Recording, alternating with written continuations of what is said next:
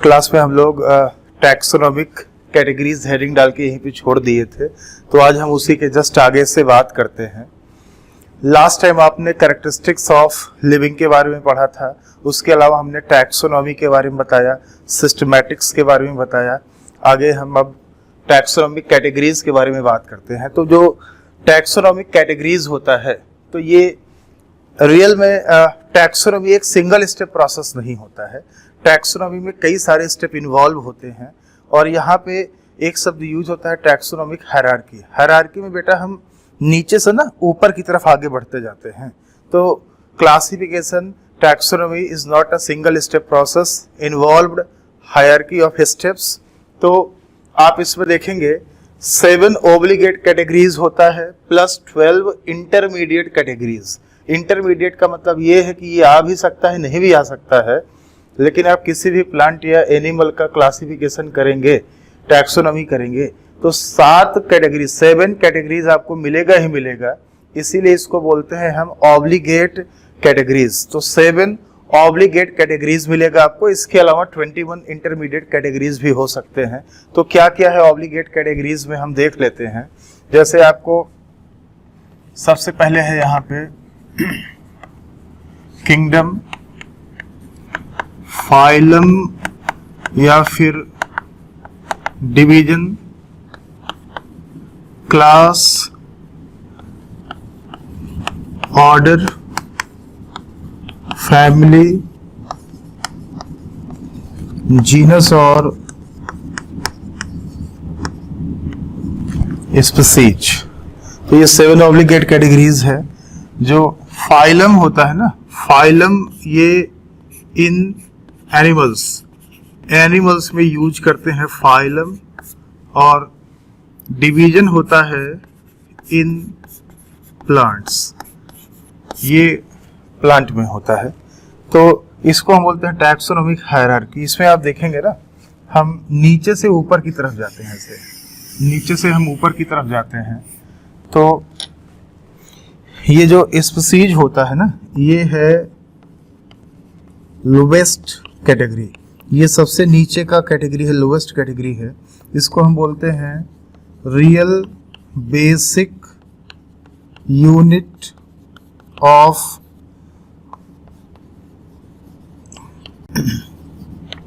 Classification.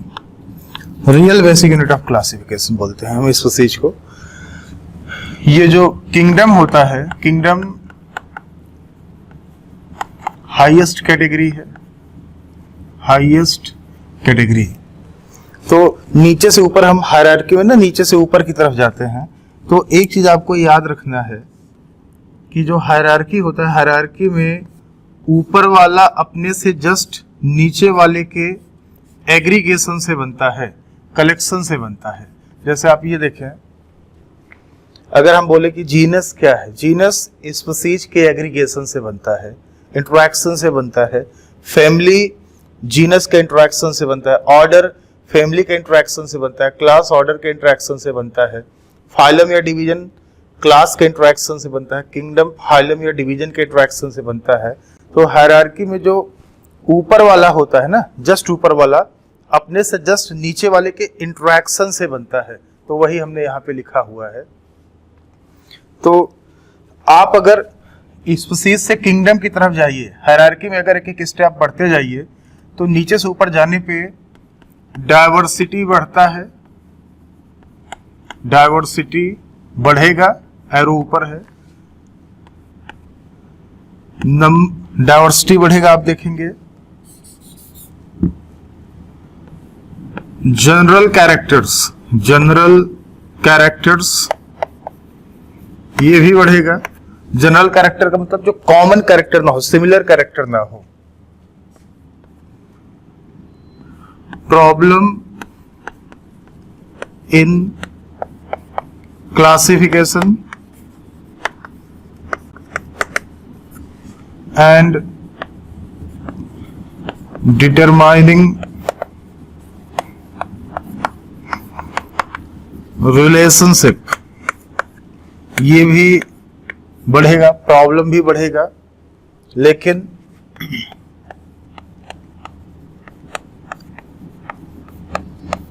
Similarity, specificity,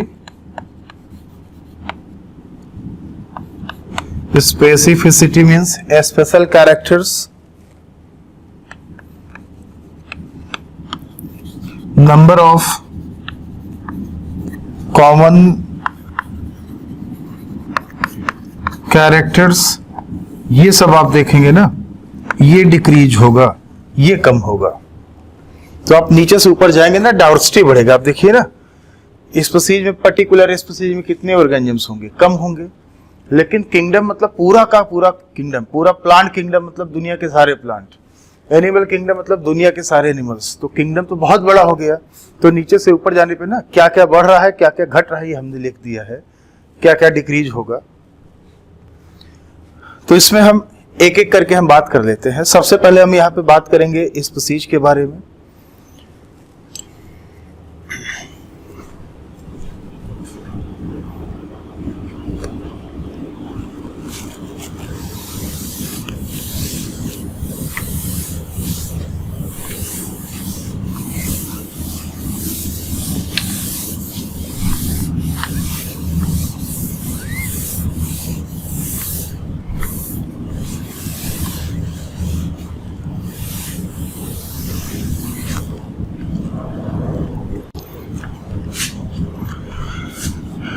एक term use होता है बच्चों, कैटेगरी। कैटेगरी को ही हम रैंक बोलते हैं। और एक टर्म यूज होता है टैक्सॉन। टैक्सॉन का प्लूरल जो होता है टैक्सा होता है, टैक्सा। जैसे कैटेगरी जो होता है ना, कैटेगरी या रैंक,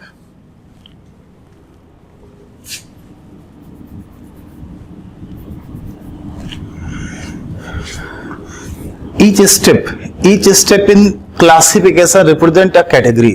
आप देखेंगे ना, जो क्लासिफिकेशन होता है, क्लासिफिकेशन का हर एक स्टेप जो होता है वो किसी न किसी कैटेगरी को दिखाता है। जैसे आपको पता है 7 ऑब्लिगेट कैटेगरी होता है। तो किंगडम, फाइलम या division, class, order, family, genus और स्पीशीज। तो ये 7 ना, ये 7 कैटेगरीज हो गया। याद रखना, ये अलग अलग 7 कैटेगरी हो गया। अब इसके सामने जो आएगा, इसके सामने जो आएगा वो कोई ना कोई टैक्सॉन या टैक्सा होगा। प्लूरल होता है टैक्सा। जैसे अगर हम ह्यूमन की बात करें, ह्यूमन, अगर हम ह्यूमन की बात करें तो आप देखेंगे किंगडम एनिमलिया, ह्यूमन का जो टैक्सॉन है ना, किंगडम एनिमलिया हो गया, फाइलम कॉर्डेटा हो गया, क्लास मैमेलिया हो गया, ऑर्डर प्राइमेटा हो गया, फैमिली आपकी फैमिली है होमिनिडी, जीनस है होमो, स्पीशीज है सेपियंस, सेपियंस। तो यहां पे ये देखना बेटा, जैसे इधर कैटेगरी कितने हैं टोटल 7, तो हर कैटेगरी के सामने उसका जो यूनिट आ रहा है ना वो टैक्सॉन है। तो ये सातों क्या है, ये कैटेगरी है, ये सातों क्या है, टैक्सॉन है। तो टैक्सॉन क्या है, कैटेगरी के जो जस्ट सामने आएगा ना वो टैक्सॉन है। तो इसको अगर हमको डिफाइन करना हुआ तो हम बोल सकते हैं taxonomic group of any rank और category called taxon. Taxonomic group of any rank और कैटेगरी कॉल्ड टैक्सॉन। और ये भी याद रखना 7 कैटेगरी है तो 7 टैक्सॉन भी है। तो each category represent a taxon, each category represents A taxon, each category represent a taxon. जैसे हम बोल दें होमिनिडी क्या है, होमिनिडी, होमिनिडी टैक्सॉन है उस कैटेगरी का जिसका नाम है फैमिली। ध्यान देना। प्राइमेटा क्या है, प्राइमेटा टैक्सॉन है कैटेगरी ऑर्डर का। होमो क्या है? टैक्सॉन है कैटेगरी जीनस का, तो each category represent a taxon. तो ये जो बेटा कैटेगरी होता है, category is unit of classification. Category को हम बोलते हैं यूनिट ऑफ क्लासिफिकेशन, और जो टैक्सॉन होता है, taxon is the unit of taxonomy, unit of taxonomy. अब अगर क्वेश्चन पूछा जाए तो ये सातों कैटेगरी क्या है? Kingdom, phylum, class, order, family, genus, species, ये सातों कैटेगरी आप देखोगे ना यूनिट ऑफ क्लासिफिकेशन है। लेकिन अगर इसमें पूछे बेसिक यूनिट ऑफ क्लासिफिकेशन, तब बेस पे सबसे क्या है? स्पीशीज है। तो स्पीशीज है बेसिक यूनिट ऑफ क्लासिफिकेशन, ये है हाईएस्ट यूनिट ऑफ क्लासिफिकेशन। बाकी 7 के सातों यूनिट ऑफ क्लासिफिकेशन है, जिसमें नीचे है वो बेसिक यूनिट है। तो ये हमने ना ह्यूमन का ये क्लासिफिकेशन कर रखा है, टैक्सोनॉमी यहां पे कर रखा है।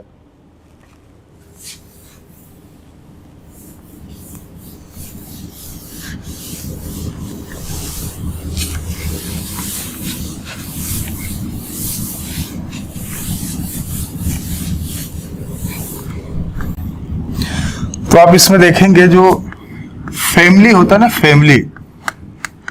जो फैमिली होता है, इसके लिए एक सफिक्स यूज होता है, सफिक्स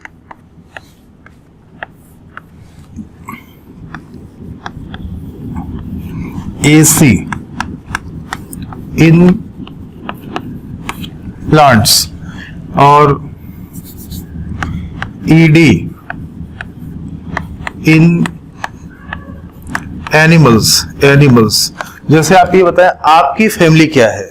आपकी फैमिली होमिनिडी फैमिली है ना, ये नहीं आप बोल दो यादव फैमिली है हमारी ना, आपकी फैमिली है होमिनिडी, ह्यूमन का फैमिली है होमिनिडी। तो लास्ट में देखिए IDAE लगा होता है। जैसे म्यूसिडी, डॉग वाली फैमिली कैनिडी, कैट वाली फैमिली फेलिडी, लास्ट में IDAE जरूर लिखा होगा। तो एनिमल में जितने भी फैमिली होंगे ना, लास्ट में फैमिली का सफिक्स IDAE जरूर लगा होगा। और प्लांट जितने भी होंगे ना, सब में फैमिली का सफिक्स AC जरूर लिखा हुआ होगा। पहले प्लांट में बहुत सारे फैमिली ऐसे भी थे जिसके नाम में ना AC नहीं लिखा हुआ था, जैसे कंपोजिटी, तो उसको ICBN ने नया नाम क्या रख दिया? Asteraceae family. जैसे ग्रेमिनी फैमिली, गेहूं चावल वाली अनाज वाली फैमिली, नया नाम क्या है? Poaceae family. लेग्यूमिनोसी AC नहीं लगा है लास्ट में, लेग्यूमिनोसी, आप स्पेलिंग लिख के देख लीजिए। नया नाम क्या है उसका?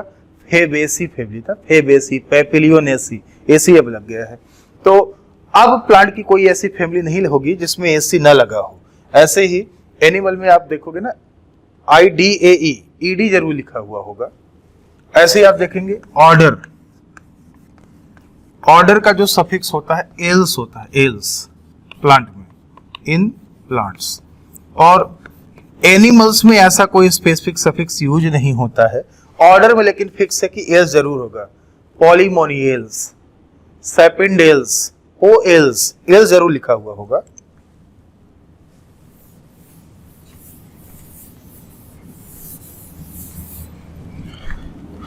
अब टैक्सोनॉमिक कैटेगरीज में हम स्टार्ट करते हैं। सबसे नीचे क्या था? स्पीशीज था। तो स्पीशीज लोवेस्ट कैटेगरी है, बेसिक यूनिट ऑफ क्लासिफिकेशन है, और रियल इसलिए बोलते हैं ना, real basic unit of classification इसलिए बोला जाता है क्योंकि जो 7 कैटेगरी था उसमें रियल में किसका एग्जिस्टेंस है? स्पीशीज का ही रियल में एग्जिस्टेंस होता है, इसलिए इसको हम बोलते हैं real basic unit of classification बोला जाता है। और स्पीशीज है क्या? स्पीशीज को डिफाइन करना थोड़ा सा चैलेंजिंग काम है, बड़ा मुश्किल काम है।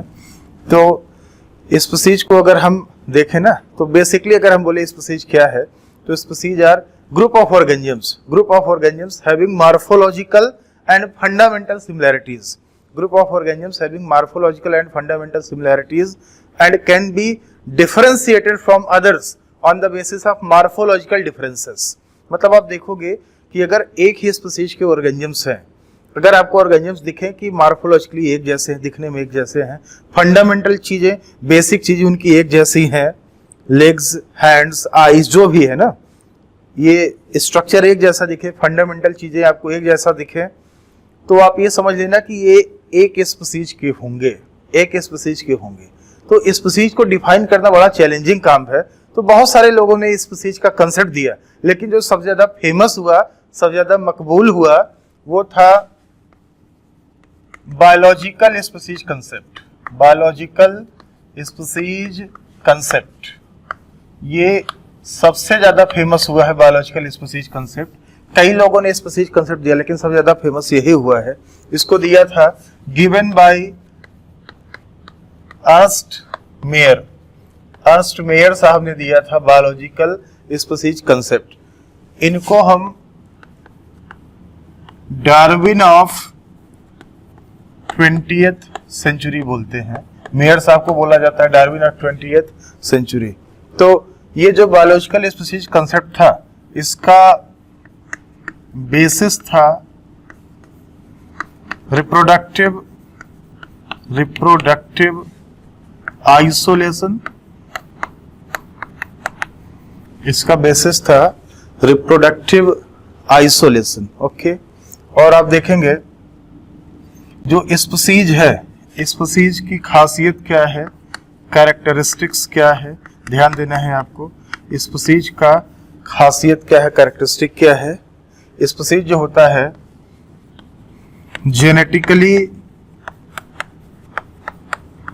क्लोज्ड सिस्टम होता है। Species is genetically closed system और reproductively isolated from other species. तो क्या है, आप ये देखिए, स्पीसीज जेनेटिकली क्लोज सिस्टम है। क्लोज सिस्टम का मतलब ये है कि सेम स्पीसीज के ऑर्गेनिजम्स के बीच में ही आपस में जीन का ट्रांसफर हो सकता है, रिप्रोडक्शन हो सकता है, जीन फ्लो हो सकता है। किसी दूसरे स्पीसीज का कोई ऑर्गेनिज्म, जैसे मान लीजिए दो स्पीसीज है, स्पीसीज ए और स्पीसीज बी। स्पीसीज ए में 10 इंडिविजुअल्स हैं, बी में भी 10 इंडिविजुअल्स हैं। तो स्पीसीज बी का कोई इंडिविजुअल अगर सोचे कि ए वाले के साथ में जीन ट्रांसफर कर ले, या ए वाले का कोई इंडिविजुअल सोचे कि हम बी वाले के साथ में जीन ट्रांसफर कर लें, तो ये पॉसिबल नहीं है। ए वाले के लिए बी वाला सिस्टम क्लोज्ड है, बी वाले के लिए ए वाला सिस्टम क्लोज है, इसलिए बोलते हैं जेनेटिकली क्लोज सिस्टम। और ए वाले से बी वाला रिप्रोडक्टिवली डिफरेंट है, आइसोलेटेड है, और बी वाले से ए वाला रिप्रोडक्टिवली डिफरेंट है। तो ए वाला बी से और बी वाला ए से जीन ट्रांसफर नहीं कर पाता है ना, इसलिए बोलते हैं क्लोज सिस्टम और रिप्रोडक्टिवली आइसोलेटेड फ्रॉम अदर। तो हम डिफाइन करते हैं बायोलॉजिकल स्पीसीज कंसेप्ट क्या था।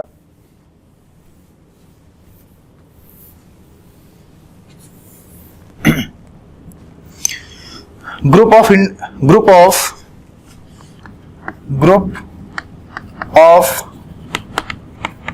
interbreeding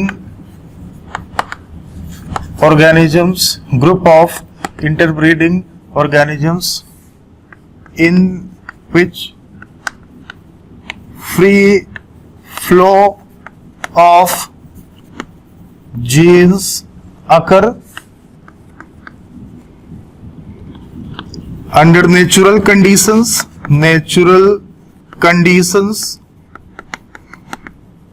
and produce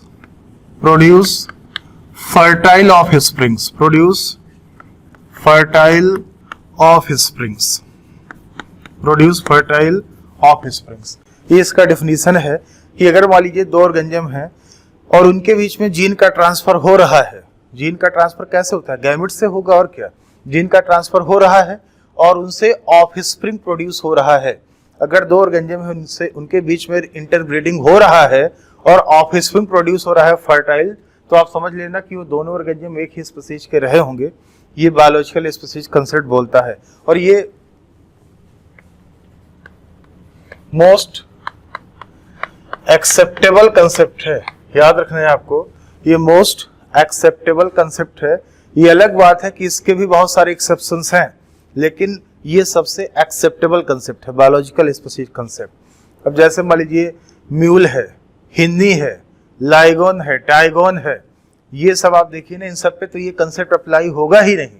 ऐसे जो एसेक्सुअली रिप्रोड्यूसिंग ऑर्गेनिजम्स है उनके ऊपर ये कंसेप्ट अप्लाई नहीं होगा, लेकिन एसेक्सुअल रिप्रोडक्शन से भी जो ऑर्गेनिज्म ऑफस्प्रिंग बनेगा वो भी तो कोई ना कोई स्पीसीज होगा ही होगा ना, तो उनके ऊपर ये कंसेप्ट अप्लाई नहीं हो पाता है, ये एक्सेप्शंस हैं।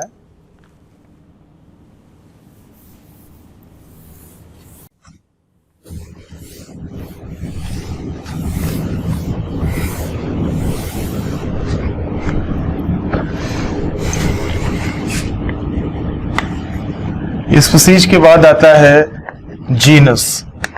जीनस या जेनरा हम बोलेंगे इसको। तो जीनस क्या है? Group of related species. Group of related species होता है जीनस। जीनस दो टाइप का है, टू टाइप्स,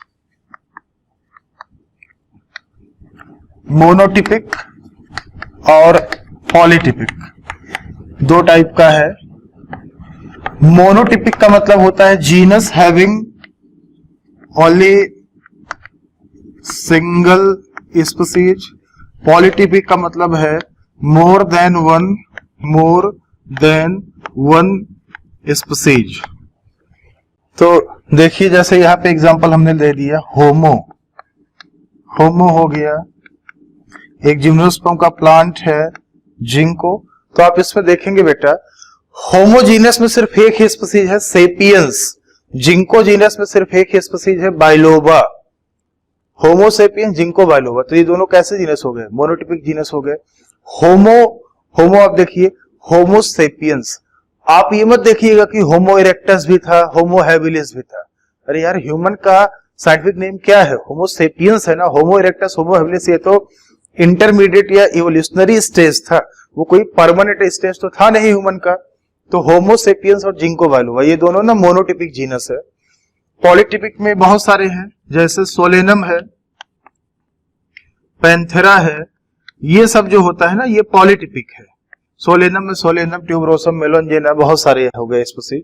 पैंथेरा, लियो, टिग्रिस, पार्डस, बहुत सारे यहाँ पे हो गए।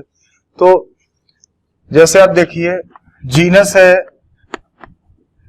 पैंथेरा, ठीक है। पैंथेरा जीनस में पैंथेरा, लियो, पार्डस और टिग्रिस ये है। पार्डस जो होता है ना ये लेपर्ड होता है, ये लॉयन है, ये टाइगर है। तो पैंथेरा जीनस है, उसमें ये हमने स्पीसीज दिखा दिया। और ऐसे ही आप देखेंगे सोलेनम जीनस में सोलेनम, निग्रम, ट्यूबरोसम, मेलोंजेना, ये मकोए होता है, ये पोटैटो है और ये ब्रिंजल है। तो ये तीनों क्या है? ये तीनों क्लोजली रिलेटेड स्पीसीज है जो एक ही जीनस सोलेनम में आता है। ऐसे आप देखें, अगर कैनिस हेमिलियरिस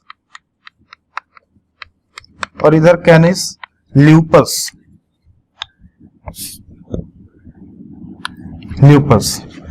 ये डॉग है,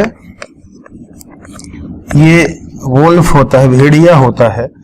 तो आप अगर देखेंगे ना, अगर आप डॉग को वोल्फ से कंपेयर करें, फेमिलियरिस को ल्यूपस से कंपेयर करें, तो इनके बीच में ना कॉमन कैरेक्टर बहुत ज्यादा होगा। और फेमिलियरिस को अगर हम टिग्रिस से कंपेयर करें तो इनके बीच में कॉमन कैरेक्टर कम होगा।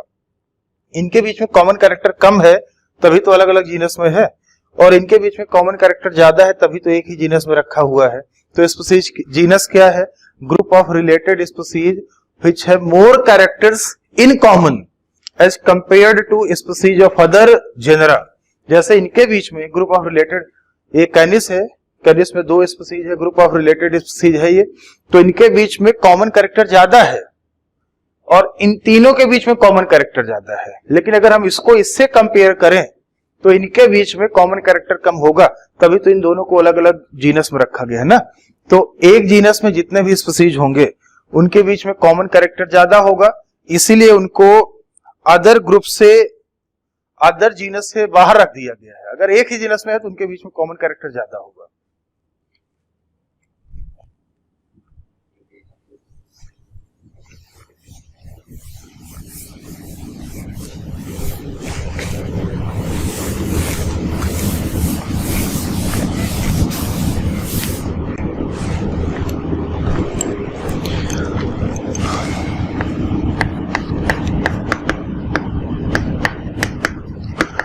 जीनस के बाद आता है फैमिली। फैमिली क्या है? फैमिली है group of related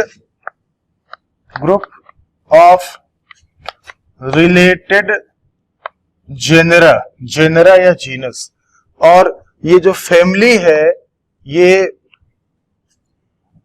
common character, आप अगर देखें common characters less in number as compared, ध्यान देना, common characters are less in number as compared to genus and species. क्योंकि आप ना स्पीसीज, फिर उसके ऊपर जीनस, फिर उसके ऊपर फैमिली, आप धीरे धीरे ऊपर की तरफ जा रहे हो और नीचे से ऊपर की तरफ जाते जाओगे ना, तो ऑर्गेनिज्म के बीच में नंबर ऑफ कॉमन कैरेक्टर्स वो कम होता जाता है, डिक्रीज होता जाता है। तो फैमिली लेवल पे आप देखेंगे तो जो नंबर ऑफ कॉमन कैरेक्टर्स है ना जीनस और स्पीसीज की तुलना में वो कम होगा। तो इन प्लांट्स जो फैमिलीज है, फैमिलीज जो बनते हैं are based on both vegetative and reproductive characters. Plant में जो फैमिलीज बनाया जाता है वो वेजिटेटिव और रिप्रोडक्टिव दोनों कैरेक्टरिस्टिक्स के ऊपर बेस्ड होता है।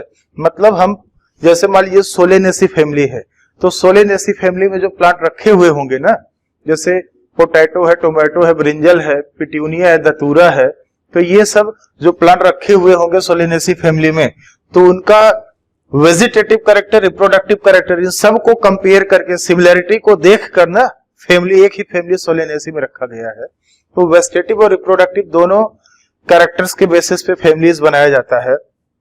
हम यहाँ पे एक दो एग्जांपल ले लेते हैं। तो हमने बोला कि फैमिली क्या है?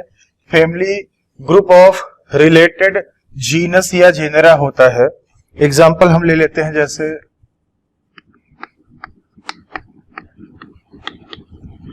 Solanaceae family. सोलेनेसी फैमिली में हम कुछ यहाँ पे जीनस दिखा देते हैं, जैसे सोलेनम, पिट्यूनिया और धतूरा। सोलेनम, पिट्यूनिया और धतूरा, ये तीन अलग अलग जेनरा है जो एक ही फैमिली सोलेनेसी में रखा गया। किस बेसिस पे? वेजिटेटिव कैरेक्टर, रिप्रोडक्टिव कैरेक्टर दोनों के बेसिस पे। और प्लांट है तो प्लांट का रिप्रोडक्टिव कैरेक्टर क्या होगा? फ्लावर वाला कैरेक्टर, फ्लोरल कैरेक्टर उसका रिप्रोडक्टिव कैरेक्टर होता है। ऐसे ही आप देखेंगे एक फैमिली है फेलिडी, एनिमल की फैमिली है फेलिडी। आप देखिए इसमें पैंथेरा और फेलिस, पैंथेरा और फेलिस, ये दोनों आ गए ना। पैंथेरा वही लॉयन टाइगर वाला जीनस, और फेलिस होता है फेलिस डोमेस्टिका। फेलिस डोमेस्टिका का लोकल कॉमन नेम है कैट। कैट का साइंटिफिक नेम होता है फेलिस डोमेस्टिका। तो बेटा फेलिस और पैंथेरा, कैट हो गया, लॉयन टाइगर हो गया, उन सबका फैमिली एक ही परिवार के हैं। ध्यान देना, जीनस और स्पीसीज अलग है, उनका फैमिली एक ही है, Felidae.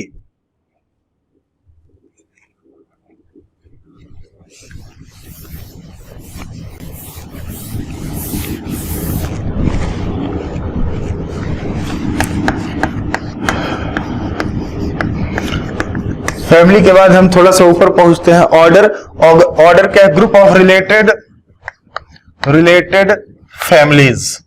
Group of related families, जब रिलेटेड फैमिलीज आपस में इंटरेक्ट करते हैं ना तो बनता है ऑर्डर। ऑर्डर जो होता है, यहां पे आप देखेंगे सिमिलर कैरेक्टर्स और भी कम हो जाएंगे, लेस इन नंबर, और भी डिक्रीज होते जाएंगे क्योंकि आप नीचे से ऊपर जा रहे हो। तो ऑर्डर जो होता है ना, ऑर्डर में सिमिलर कैरेक्टर और भी कम होंगे स्पीसीज, जीनस और फैमिली के रेस्पेक्ट में। लेकिन ध्यान दो, ऑर्डर किसके नीचे है? किंगडम, फाइलम या डिवीजन, क्लास, इन तीनों के नीचे है। तो ऑर्डर में कॉमन कैरेक्टर ज्यादा होगा अपने से ऊपर की जो तीनों है इनकी तुलना में। किंगडम, फाइलम, क्लास की तुलना में ऑर्डर में कॉमन कैरेक्टर ज्यादा होगा, लेकिन अपने से नीचे वाले में, ऑर्डर के नीचे जितने हैं ना उनकी तुलना में इसमें कॉमन कैरेक्टर कम होगा। तो similar characters are less in number. और ये प्लांट में ना जो ऑर्डर जो बनता है mainly based on floral characters, जो फ्लावर वाला कैरेक्टर होता है उसके बेसिस से प्लांट में मेनली ऑर्डर बनाया जाता है। एक दो एग्जांपल हम लिख लेते हैं यहाँ पे। जैसे एक ऑर्डर है पॉलीमोनियल्स, एल्स लगा होता है सफिक्स, इसमें दो फैमिली हम दिखा देते हैं, सोलेनेसी फैमिली और कन्वोल्वुलेसी फैमिली। सोलेनेसी और कन्वोल्वुलेसी फैमिली। सोलेनेसी में एक प्लांट है पोटैटो, इसका एक प्लांट हम एग्जांपल ले लेते हैं पोटैटो। इसका एक एग्जांपल हम ले लेते हैं स्वीट पोटैटो। तो देखिए बेटा जरा, पोटैटो और स्वीट पोटैटो इन दोनों का फैमिली अलग है, ऑर्डर एक ही है, पॉलीमोनियल्स। तो एक क्वेश्चन बन गया, बड़ा अच्छा क्वेश्चन बन गया कि potato and sweet potato are placed in, तो चार ऑप्शन बनेगा, उसमें सही ऑप्शन क्या होगा? Different families but same order. ध्यान देना, different families but same order. अब क्वेश्चन दे दे किस बेसिस पे, या ऐसे क्वेश्चन दे दे potato and sweet potato are placed in different families but same order on the basis of, answer क्या होगा? फ्लोरल कैरेक्टर के बेसिस पे। फ्लोरल कैरेक्टर मतलब फ्लावर, सेपल, पेटल्स, इन सब के बेसिस पे। एक एग्जांपल हम और ले लेते हैं एनिमल का, कार्निवोरा। एक ऑर्डर है कार्निवोरा, इसमें हम फैमिली दिखा देते हैं फेलिडी बिल्ली वाली फैमिली, कैनिडी डॉग वाली फैमिली, वुल्फ वाली फैमिली। आप देखेंगे कैनिडी तो फेलिडी कैट वाली फैमिली, तो इसमें कैट है, लॉयन है, टाइगर है, ये सब आ जाएगा। इसमें डॉग है, ये सब आ गया। तो इसकी फैमिली अलग है, इसकी फैमिली अलग है, लेकिन ऑर्डर क्या है? सेम है, कार्निवोरा। ऑर्डर तो सेम ही है ना, कार्निवोरा।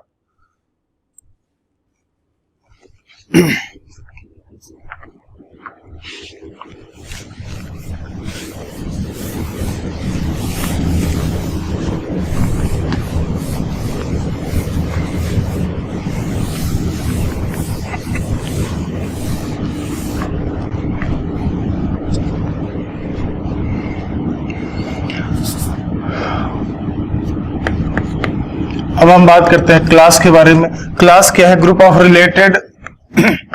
Related orders.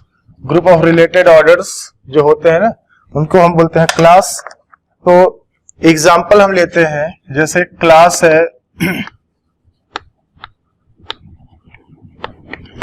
है मैमेलिया क्लास में बहुत सारे ऑर्डर हैं, इसमें हम एक दो की बात कर लेते हैं। जैसे प्राइमेटा और कार्निवोरा। तो प्राइमेटा में मैन है, मंकी है, गोरिल्ला ये सब आ गया। कार्निवोरा में कैट है, डॉग है, लॉयन है, टाइगर है, ये सब आ गया। तो आप देखेंगे ना, ये प्राइमेटा में है, ये दोनों ऑर्डर है, इनका क्लास है मैमेलिया। सब में ना मेमोरी ग्लैंड होता है, ये बच्चे को मिल्क फीडिंग करते हैं, इनमें मेमोरी ग्लैंड होता है। तो ये दो अलग अलग ऑर्डर है, एक ही क्लास में रखा गया है मैमेलिया में। ऐसे ही अगर एक एग्जांपल हम और ले लें प्लांट में तो प्लांट में आप देखिए जैसे डाइकोटिलेडनी ध्यान देना, डाइकोटिलेडनी, मोनोकोटिलेडनी। तो जैसे हमने यहां ले लिया डाइकोटिलेडनी, ये क्लास है, इसमें पॉलीमोनियल्स,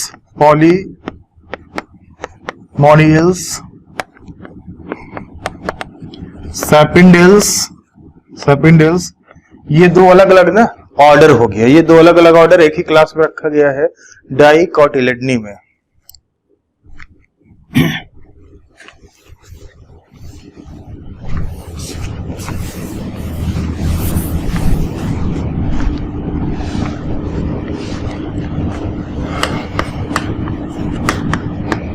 फाइलम या डिवीजन, इसमें आप देखेंगे जैसे एक फाइलम है कॉर्डेटा, तो ये क्या है, ग्रुप ऑफ रिलेटेड क्लासेस। कई सारे जो क्लासेस होते हैं आपस में एग्रीगेट होते हैं तो बनता है फाइलम या डिवीजन। कॉर्डेटा है, तो कॉर्डेटा में, कॉर्डेटा क्या है, फाइलम है, इसमें बहुत सारे क्लासेस आएंगे जैसे परम। ये परम हमने जो सीक्वेंस बताया है इवोल्यूशन के बेसिस पे बताया है। परम क्या है, परम पाइसेस है, एम्फीबिया, एम्फीबियंस, रेप्टाइल्स, एव्स और मैमेलिया या मैमल्स आप बोल दो। तो ये बर्ड्स होते हैं, ये फिशेस है। तो ये अलग अलग ना, ये 5 क्लासेस हो गया। ये एक ही फाइलम में आता है जिसका नाम है कॉर्डेटा। बेसिस क्या है इनके लाइफ में ना, सबके लाइफ में कहीं ना कहीं आप देखेंगे notochord, notochord and dorsal hollow neural system present, neural system present. Notochord and dorsal hollow neural system present, इनके लाइफ में आपको कहीं ना कहीं ये जरूर मिलेगा। ये तो हमने एग्जांपल लिया था, एक एनिमल का एग्जांपल लिया, एनिमल के फाइलम का एग्जांपल लिया। अगर हम प्लांट में किसी डिवीजन की बात कर लें तो आप देख लीजिए,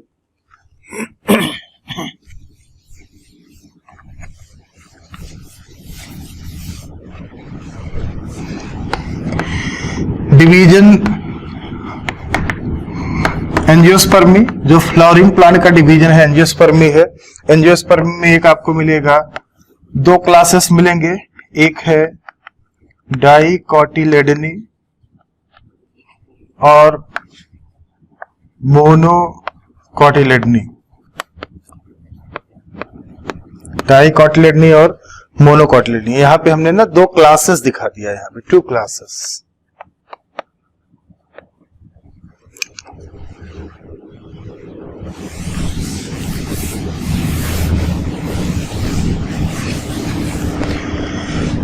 फाइलम के ऊपर आता है किंगडम। तो किंगडम में क्या है, किंगडम क्या है, ग्रुप ऑफ रिलेटेड फाइलम्स या डिविजन्स। मतलब दुनिया के सारे प्लांट किंगडम प्लांटी में आ जाएंगे, दुनिया के सारे एनिमल्स किंगडम एनिमेलिया में आ जाएंगे, सारे फंजाई फंजाई में आ जाएंगे। ऐसे आप देखोगे ना, तो ये किंगडम हो गया। तो अगले हेडिंग की अगर हम बात करें, ऐसे आप देखोगे बेटा, जो एनसीईआरटी है ना, एनसीईआरटी में आप देखोगे मैन है, हाउस फ्लाई है, मैंगो है, वीट है, इन चारों का क्लासिफिकेशन दे रखा होगा। तो आप उसको ना अच्छे से एक बार पढ़ लीजिएगा, ध्यान देना, एक बार आप उसको अच्छे से पढ़ लीजिएगा।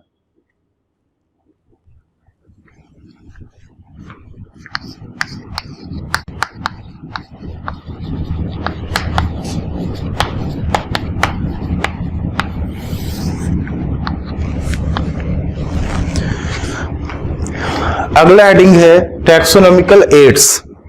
यहाँ पे एड का मतलब होता है हेल्प, हेल्प। तो ये हेल्पफुल है, हेल्पफुल इन टैक्सोनॉमिकल स्टडीज। ये कहीं ना कहीं टैक्सोनॉमिकल स्टडीज में हेल्पफुल होता है, इसलिए इनको बोलते हैं taxonomical aids.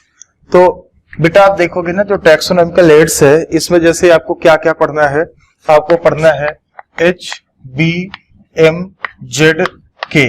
Herbarium, botanical garden, museum, zoological park और टैक्सोनॉमिक कीज आप पढ़ोगे। तो बेटा आप देखोगे ना, ये सब जो टैक्सोनॉमिकल एड्स है, यहाँ पे आप देखोगे ना कि प्लांट है, एनिमल है, इन सब के स्पेसिमेंस का कहीं ना कहीं आप देखोगे या तो कंजर्वेशन होगा या तो प्रिजर्व किया जाएगा, प्रिजर्वेशन होगा। अगर लिविंग है तो हम कंजर्व करते हैं, डेड को हम प्रिजर्व करते हैं। तो यहाँ पे कंजर्वेशन या प्रिजर्वेशन होगा प्लांट और एनिमल के स्पेसिमेंस का, और उसको फ्यूचर में यूज किया जाएगा जब किसी प्लांट या एनिमल का टैक्सोनॉमी करना हुआ तब, इसलिए इसको बोलते हैं टैक्सोनॉमिकल एड्स। तो collection and preservation of plants and animal animal specimens are prime source of taxonomic studies। तो यहाँ पे जो हम प्लांट और एनिमल के स्पेसिमेंस को हम कलेक्ट कर रहे हैं, प्रिजर्व कर रहे हैं, they are the main source, prime source of taxonomic studies. इसको हम यूज करेंगे ना, इनका यूज किया जाएगा, जो टैक्सोनॉमिकल एड्स है यूज किया जाएगा, यूज्ड फॉर आइडेंटिफिकेशन पर्पज। इनको आइडेंटिफिकेशन पर्पज के लिए यूज किया जाता है टैक्सोनॉमिकल एड्स को। तो हम बात करते हैं, और आपको पता है आइडेंटिफिकेशन का मतलब क्या था? टैक्सोनॉमी का पार्ट था, कैरेक्टराइजेशन, आइडेंटिफिकेशन, क्लासिफिकेशन, नॉमेनक्लेचर, उसका एक पार्ट था ये।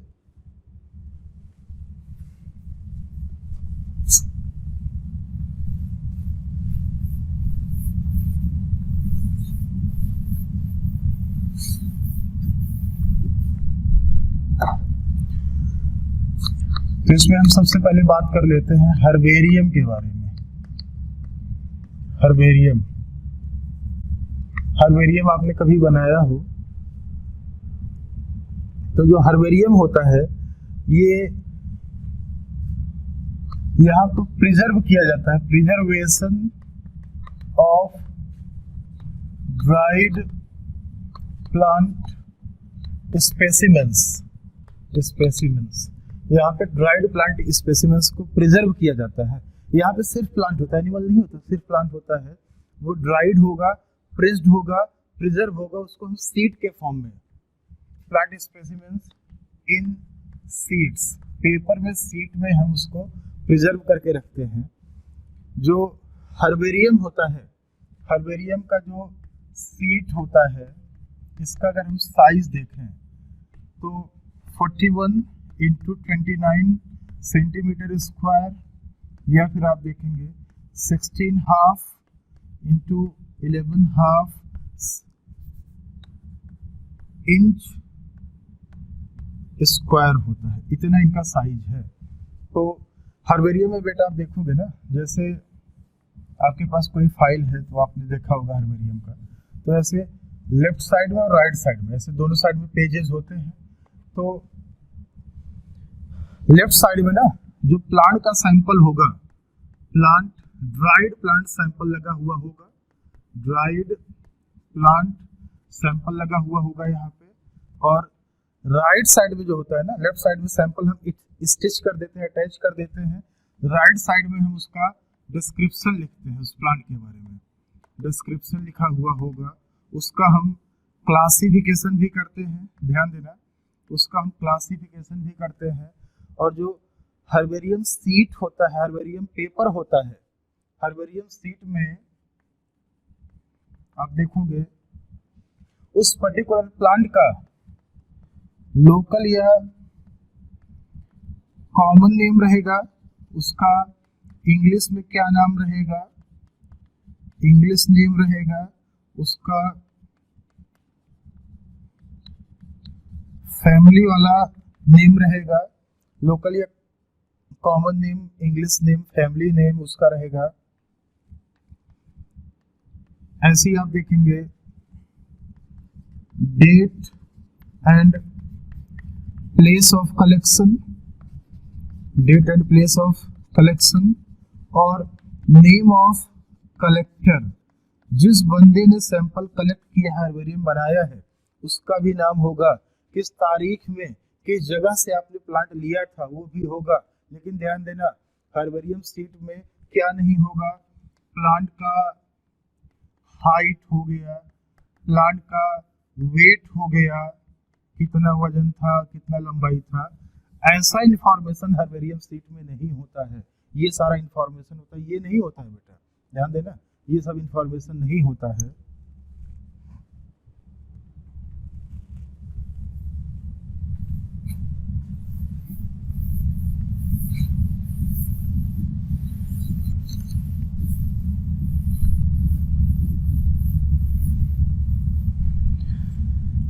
Steps in making herbarium. अगर हम देखें कि हर्बेरियम बनाने में कितने स्टेप्स इन्वॉल्व्ड हैं, अगर हम इसकी बात करें स्टेप्स इन मेकिंग हर्बेरियम, तो आपको ज़्यादा इस पे ध्यान नहीं देना है। CDP MSLD 7 स्टेप्स इन्वॉल्व है। CDP MSLD याद कर लेना, सीक्वेंस है इनका CDP MSLD। Collection, drawing, poisoning, mounting, stitching, labelling और डिपोजिशन, इतने स्टेप्स इन्वॉल्व है यहाँ हर्बेरियम बनाने में। तो कलेक्शन का मतलब ये है बेटा कि जो प्लांट का सैंपल है उसका कलेक्शन करना, उसको आप इकट्ठा कर रहे हो तो उसको हम बोलते हैं कलेक्शन। प्लांट सैंपल आप इकट्ठा कर रहे हो तो वो डिपेंड करता है किस पार्ट को हम लेंगे, डिपेंड करता है प्लांट किस टाइप। अगर वो हर्बेसियस प्लांट है तो उसको हम अंडरग्राउंड रूट वाला पार्ट भी ले सकते हैं। अगर वुडी प्लांट है, हार्ड प्लांट है, तो उसका सॉफ्ट पार्ट लेंगे, लीफ है, फ्लावर है, ये हम लेंगे। ड्राइंग का मतलब है जो सैंपल आपने लिया है उसमें से मॉइस्चर को हटाना, क्योंकि आपको उसको कहाँ चिपकाना है, पेपर में चिपकाना है। अगर ऐसे ग्रीन रहेगा, बिल्कुल फ्रेश रहेगा, आप पेपर में लगा दोगे तो पेपर ब्लैक सा हो जाएगा, प्लांट का मॉइस्चर उस पर आ जाएगा, मॉइस्चर लगने से फंगस लग गया, कीड़े लग गए तो बेकार हो जाएगा, खराब हो जाएगा, फट जाएगा। तो ड्राइंग करते हैं। ड्राइंग के लिए हम सिंपल सा न्यूज़पेपर लेते हैं, पेपर के बीच में रख के उसको प्रेस कर देते हैं। पॉइजनिंग किया जाता है, 0.1% HgCl2 सब्लिमेट होता है, उसके सॉल्यूशन का स्प्रे कर देते हैं ताकि मतलब माइक्रोब्स वगैरह उस पर ना लगे। बाकी माउंटिंग है, स्टिचिंग है, लेवलिंग है। स्टिचिंग का मतलब यही है कि आप उसको ना पेपर में स्टिच कर दिए, आप लगा दिए, अटैच कर दिए, ग्लू कर दिए। लेवलिंग आप रूट स्टेम लीफ कहाँ पे क्या लेबल कर दिए। डिपोजिशन का मतलब ये होता है, डिपोजिशन का मतलब है अरेंज करना और क्लासिफाई करना। क्लासिफिकेशन आप कर दो according to an universally accepted system of classification. Universally accepted system of classification, universally accepted system classification. इसके हिसाब से आप ना जो प्लांट आपने लिया उसका क्लासिफिकेशन कर दो।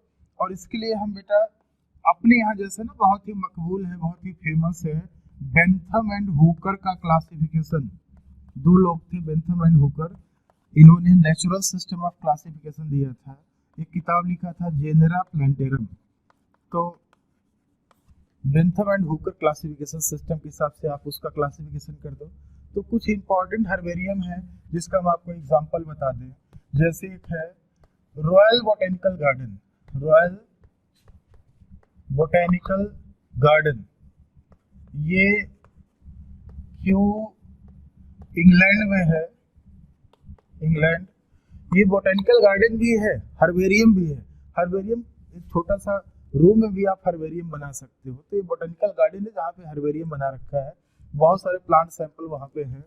ये लार्जेस्ट है इन द वर्ल्ड, ये दुनिया का सबसे बड़ा हर्बेरियम है, इंग्लैंड में है। ऐसे ही सेंट्रल नेशनल हर्बेरियम ये कलकत्ता में है, अब कोलकाता हम बोलते हैं। ऐसे ही herbarium of FRI, herbarium of forest research institute, ये देहरादून में है। ऐसे बहुत सारे हैं। यहाँ हर्बेरियम है, NVRI लखनऊ में है ना, नेशनल बोटेनिकल रिसर्च इंस्टीट्यूट, वहाँ भी अपना हर्बेरियम है। तो बहुत सारे हैं ऐसे हर्बेरियम।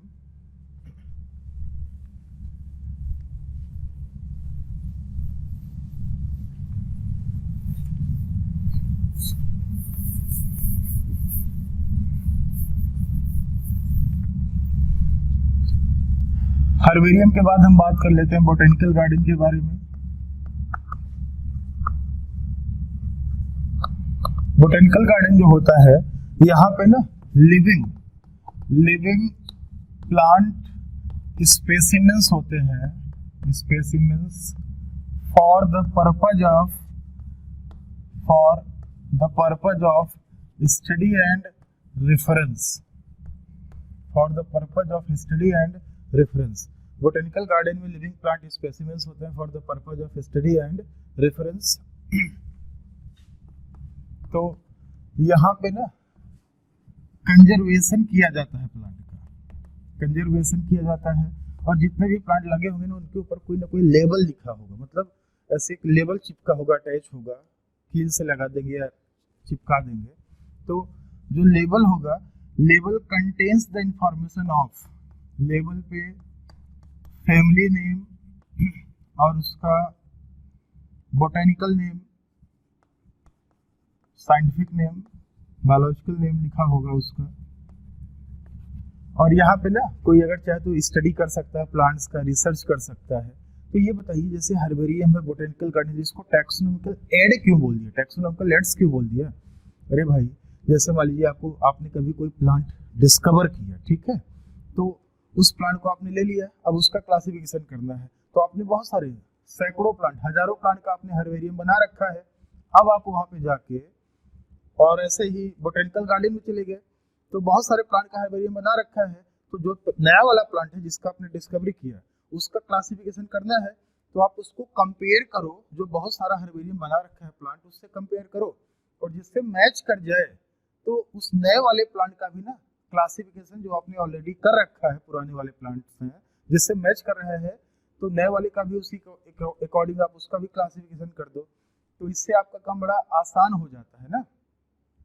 तो इसलिए देखो, हर्बेरियम में एनसीईआरटी में एक लास्ट पॉइंट लिखा है, एनसीईआरटी में herbarium acts as quick reference system for taxonomic studies, quick reference system for taxonomic studies. तो जैसे आपको जब नया प्लांट मिला तो आपको क्लासिफिकेशन करना है, टैक्सोनॉमी करना है, तो आपको प्रॉब्लम हो रहा है, तो आप किसको रेफर किए, आप किसकी तरफ गए, हर्बेरियम की तरफ गए ना, इसलिए इसको बोल दिया कि quick reference system for taxonomic studies. और ये आपका काम बड़ा सिंपल कर देता है, आसान कर देता है। और हर्बेरियम बना के आपने अलमारी में पैक करके रख दिया है फ्यूचर यूज के लिए, इसलिए हर्बेरियम को बोलते हैं, एनसीईआरटी में देखो लिखा है, repository for future use. Repository मतलब एक स्टोर हाउस है जो आगे कभी काम देगा, ये है। और ये जो बोटेनिकल गार्डन होता है बेटा, ये आपने पढ़ा है एक्स सिटू कंजर्वेशन मेथड है, ये कंजर्वेशन मेथड, ये एक्स सिटू कंजर्वेशन मेथड है। हर्बेरियम, ये जो बोटेनिकल गार्डन है, ये आउटसाइड नेचुरल हैबिटेट के बाहर रखा गया है प्लांट को, आउटसाइड नेचुरल हैबिटेट। ये ऑन साइट नहीं है, ऑफ साइड कंजर्वेशन है, इस आउटसाइड कंजर्वेशन है, इसलिए इसको बोल दिया ex situ conservation method. Example हम कुछ हर्बेरियम का ले लें, जैसे रॉयल बोटेनिकल गार्डन, जो अभी हमने बोला था, बोटेनिकल गार्डन याद रखना बेटा, ये दुनिया में सबसे बड़ा है, लार्जेस्ट इन द वर्ल्ड। ये क्यू इंग्लैंड में है, लार्जेस्ट हर्बेरियम है, लार्जेस्ट बोटेनिकल गार्डन भी है। इंडियन बोटेनिकल गार्डन, ये हावड़ा में है। इंडियन बोटेनिकल गार्डन ये लार्जेस्ट है इन इंडिया। इसके अलावा एनवीआरआई है, एनवीआरआई लखनऊ में है अपने, नेशनल बोटेनिकल रिसर्च इंस्टीट्यूट, ऐसे है लॉयड बोटेनिकल गार्डन, ये दार्जिलिंग में है, लॉयड बोटेनिकल गार्डन, बहुत सारे हैं।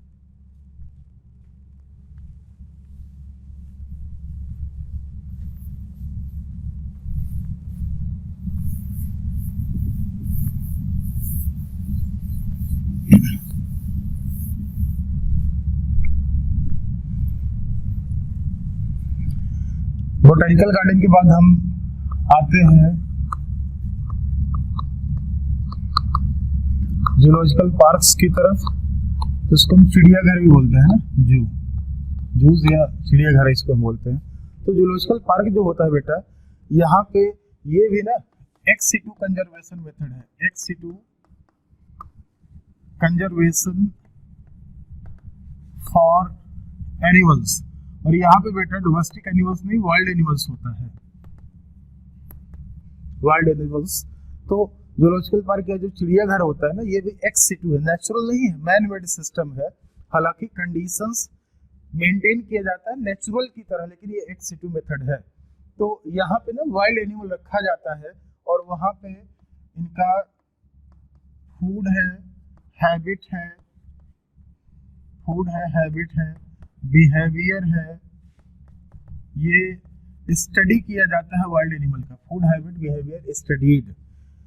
बिहेवियर मतलब जैसे रिप्रोडक्टिव बिहेवियर, मतलब ये किस कंडीशंस में रिप्रोडक्शन करेगा, सेम वही कंडीशंस आप वहाँ पे मेंटेन कर दो।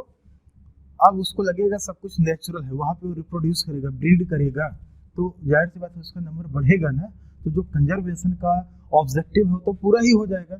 इसके अलावा आप उसको रेफरेंस के तौर पे, जैसे मान लीजिए आप कोई टैक्सोनोमिस्ट हो, कोई एनिमल आपने डिस्कवर किया, तो जूलॉजिकल पार्क में बहुत सारे एनिमल रखे हुए हैं, तो आपने मान लीजिए कोई एनिमल डिस्कवर किया, तो आप उस एनिमल को ले जाके जूलॉजिकल पार्क में स्टडी कर सकते हो, कंपेयर कर सकते हो बहुत सारे एनिमल से, जिससे कैरेक्टर मैच करे, उस हिसाब से इस नए वाले का भी क्लासिफिकेशन कर सकते हो। तो फूड हैबिट और बिहेवियर स्टडी किया जाता है, जिससे ना कंजर्वेशन में बड़ा हेल्प मिलता है। तो ये तो जूलॉजिकल पार्क तो लगभग बहुत हर जगह होता है। अपने आपकी बनारस में भी सारनाथ में है जूलॉजिकल पार्क है। ये अलग बात है कि वहाँ एनिमल्स बहुत कम है, लेकिन है।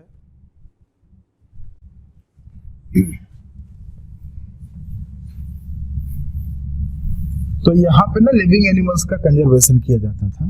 चौथा हम बात करते हैं museum.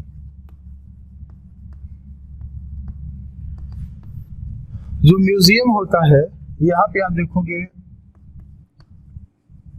Dead plant specimens, dead plant and animal specimens होते हैं, specimens for the purpose of study and reference. Study और रेफरेंस के तौर पे ना डेड प्लांट स्पेसिमेंस यहाँ पे रखे जाते हैं म्यूजियम में। तो आप देखेंगे बच्चों, स्पेसिमेंस के तौर पे डेड प्लांट स्पेसिमेंस रखे होते हैं। और ये जो म्यूजियम है, सेटअप इन एजुकेशनल इंस्टीट्यूट्स, आपके स्कूल, आपके कॉलेज में भी, स्कूल में भी म्यूजियम रहा होगा। अलग से कई बार होता है ना, स्कूल वाले लैब में ही अपना म्यूजियम बना लेते हैं। तो यहाँ म्यूजियम में जो स्पेसिमेंस है प्लांट और एनिमल का, यहाँ पे जो प्लांट और एनिमल का स्पेसिमेन होता है, आप देखोगे ना, उसको रख लिया जाता है, kept in containers, containers jar में रखा होता है, जार में रखा होता है, इन प्रिजर्वेटिव सॉल्यूशन, प्रिजर्वेटिव सॉल्यूशन होता है उसी में रख देते हैं। जैसे आपने देखा होगा फॉर्मेलिन, फॉर्मेलिन में रखा हुआ देखा होगा। जैसे आपने अपने लैब में, स्कूल में देखा था कि कंटेनर था, उसमें लिक्विड था, उसमें कोई एनिमल या प्लांट रखा था, तो फॉर्मेलिन था, प्रिजर्वेटिव सॉल्यूशन में था। तो वो ना उसका टेक्सचर है, उसका स्ट्रक्चर मेंटेन किए रहता है, उसको डिग्रेड नहीं होने देता है। ऐसे मान लीजिए कोई एनिमल आप 2 दिन रख दो, सड़ जाएगा, बदबू करने लगेगा, तो खराब नहीं होगा।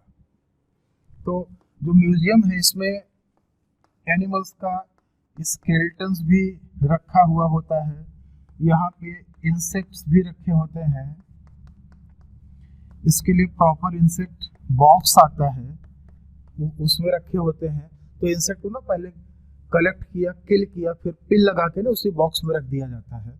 इसके अलावा ड्राई स्पेसिमेंस आप देखोगे, dry specimens of plants and animals, plant और एनिमल के आप देखेंगे ना, ड्राई स्पेसिमेंस भी रखे हुए होते हैं।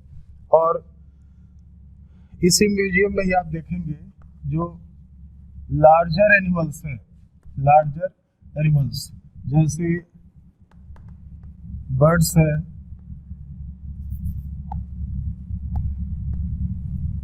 मैमल्स है, इनका स्टफिंग किया जाता है,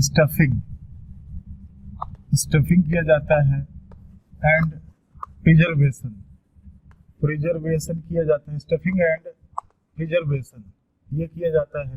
तो स्टफिंग का मतलब ये है, जैसे आपने कभी मूवी वगैरह में मम्मी देखा हो, मम्मी, तो मम्मी भी क्या है बेटा, मैमल का ही डेड बॉडी तो है, ह्यूमन का ही डेड बॉडी तो है। तो आपने देखा है बड़े बॉक्स में, ताबूत में ह्यूमन का dead body thousands of years पहले का रखा हुआ है। तो आपने कभी सोचा नहीं कि 1000 साल पहले का डेड बॉडी रखा है, वो डिग्रेड नहीं होगा क्या, वो खराब नहीं होगा क्या? आपने कभी सोचा हो? तो उसका ना स्टफिंग किया होता है, अंदर से मटेरियल्स जो डिग्रेड होने वाला है ना उसको निकाल दिया, अंदर केमिकल्स बहुत सारे भर दिए, सील कर दिया उसका, बाहर से भी केमिकल्स का लेपन कर दिया, अप्लाई कर दिया और उसको बॉक्स में रख दिया। तो ऐसे हजारों साल पड़ा रहा, वो खराब नहीं हुआ, डिग्रेड नहीं हुआ। जब मैं बीएससी में पढ़ रहा था ना, तो मैंने कबूतर का, पिजन का स्टफिंग किया था, अंदर का मटेरियल उसको कट करके ना, स्टोमक वाला पार्ट, अंदर का मटेरियल बाहर निकाल दिया था, फिर बहुत सारे मटेरियल्स भर के, केमिकल्स वगैरह भर के उसको सीलिंग कर दिया था, उसको सिलाई कर दिया था। तो ऐसे ना काफ़ी टाइम तक अगर वो पड़ा रहेगा तो खराब नहीं होगा, बाहर से भी केमिकल वगैरह उसमें लगा दिया, तो स्टफिंग किया जाता है। तो यहाँ डेड प्लांट और एनिमल स्पेसिमेन होता है, दोनों होता है यहाँ पे ना, प्लांट और एनिमल दोनों। बाकी बोटेनिकल गार्डन और हर्बेरियम में सिर्फ प्लांट, जूलॉजिकल पार्क में सिर्फ एनिमल, यहाँ पे दोनों था।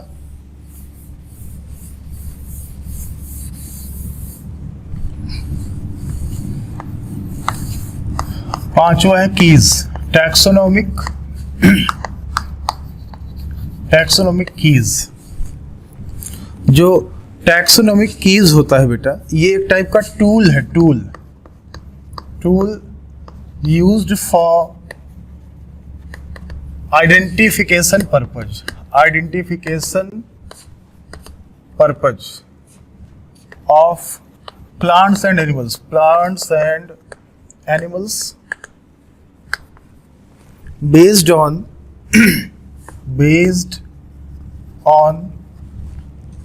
similarities and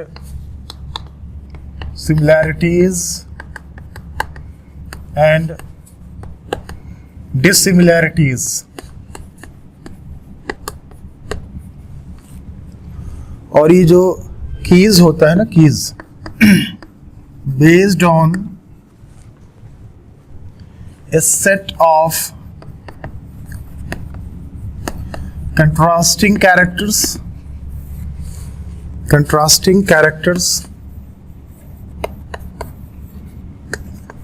in pair, based on set of contrasting characters in pair called couplet।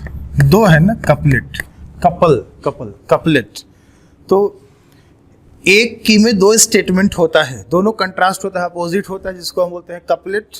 तो आप देखेंगे इन एक की में ना दो स्टेटमेंट होगा, 2 स्टेटमेंट्स, दोनों अपोजिट होगा, जिसको हम बोलते हैं कपलेट। और ये दोनों कंट्रास्ट होंगे, बिल्कुल अपोजिट होंगे, कपलेट। तो एक है स्टेटमेंट 1, दूसरा है स्टेटमेंट 2, और दोनों बिल्कुल कंट्रास्ट होगा। अगर एक प्लस है ना, दूसरा माइनस है, आप ये ध्यान देना। तो इसको हम बोलेंगे लेड, और इसको भी हम बोलेंगे लेड या लीड। तो 2 लीड या लेड मिला के एक कपलेट बनाता है। तो दोनों लीड को या लेड को हम कलेक्टिवली बोलते हैं कपलेट। 2 है ना, पेयर में है। तो अगर यहाँ लिखा है सेल वॉल प्रेजेंट, तो इधर लिखा होगा सेल वॉल एब्सेंट। तो जो की होता है ना, ये कंट्रास्टिंग कैरेक्टर्स के बेसिस पे होता है। तो दोनों स्टेटमेंट को हम कलेक्टिवली बोलते हैं कपलेट, और each statement in a couplet called lead क्या है, each statement in a couplet called lead. Individually हम उसको बोलते हैं लेड। 2 लेड मिला के एक कपलेट होता है। ऐसे आप देखेंगे जितने भी कैटेगरीज होंगे, जितने भी टैक्सोनॉमिक कैटेगरीज होंगे ना, सबका अपना अलग अलग पर्सनली, इंडिविजुअली कोई ना कोई की जरूर होता है। Each taxonomic categories has their its own taxonomic key. ध्यान देना, separate keys are required for each taxonomic categories. आप अगर सोचो एक ही की लेके ना kingdom, phylum, class, order, family, genus, species सब एक ही की से बना दो तो ये पॉसिबल नहीं है। Separate keys are required for each taxonomic categories. और ये जो की जो होता है ये एनालिटिकल नेचर का होता है, एनालिटिकल नेचर। और separate keys required for each taxonomic category. दो स्टेटमेंट है, दोनों अलग अलग हैं। तो अगर एक स्टेटमेंट आप सेलेक्ट करोगे ना, दूसरा अपने आप क्या हो जाएगा, रिजेक्ट हो जाएगा, क्योंकि दोनों क्या है, दोनों एक दूसरे के कंट्रास्ट है, अपोजिट है, जाहिर सी बात है। की के बेसिस पे ना प्लांट और एनिमल का एनालिसिस कर रहे हो, इसलिए बोलते हैं analytical nature.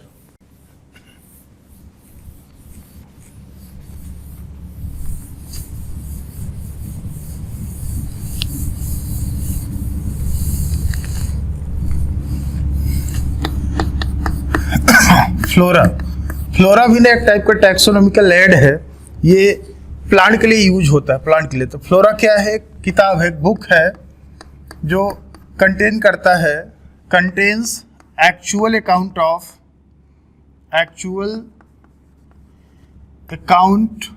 Of habitat and distribution of plant species found in a particular area। Flora एक बुक है, it contains actual account of habitat and distribution of plant species found in a particular area। It also provide index to plant species of a particular area। मतलब किसी particular area में, जैसे मान लीजिए वाराणसी है तो एक किताब होगा फ्लोरा ऑफ वाराणसी। तो अगर आप फ्लोरा ऑफ वाराणसी में देखेंगे तो वाराणसी में जितने भी प्लांट्स हैं उनका इंडेक्स आपको मिल जाएगा, जैसे बुक में इंडेक्स होता है ना, उनका इंडेक्स मिल जाएगा। उनका हैबिटेट क्या है, मतलब कितने प्लांट वाराणसी में कितने प्लांट हैं, उसमें से हैबिटेट उनका कितने टेरेस्ट्रियल हैं, कितने एक्वेटिक हैं, उनका डिस्ट्रीब्यूशन क्या है, वाराणसी में दुर्गा कुंड में कितने होंगे, कैंट में कितने होंगे, लंका साइड में कितने होंगे ना, सबका एक्चुअल डिस्ट्रीब्यूशन भी आपको मिल जाएगा वहाँ पे। सारनाथ में कितना होगा वो आपको फ्लोरा में मिल जाएगा। ऐसे मैनुअल है, मैनुअल भी एक टाइप का बुक है, इसमें आप देखेंगे ये रखता है कंटेन्स इंफॉर्मेशन अबाउट या कंटेन्स कंप्लीट लिस्टिंग एंड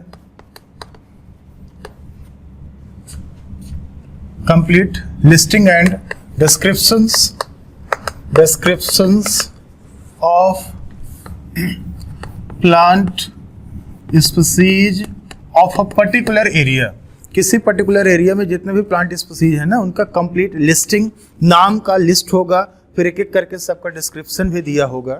तो इसमें आपको ना उनका प्रॉपर नाम जानना है, नाम, किसी एरिया में जितने भी प्लांट हैं उनका नाम जानना है आपको, ठीक है, नाम जानना है और साथ में सबका डिस्क्रिप्शन भी देखना है ना, तो आपको ये मैनुअल में मिल जाएगा।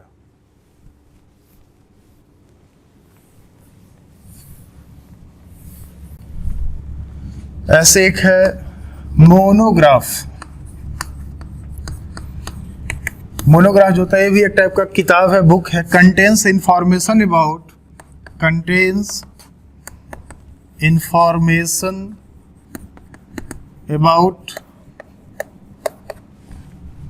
सिंगल टैक्सॉन के बारे में, सिंगल टैक्सॉन के बारे में इंफॉर्मेशन लेना है तो आपको मोनोग्राफ में मिल जाएगा।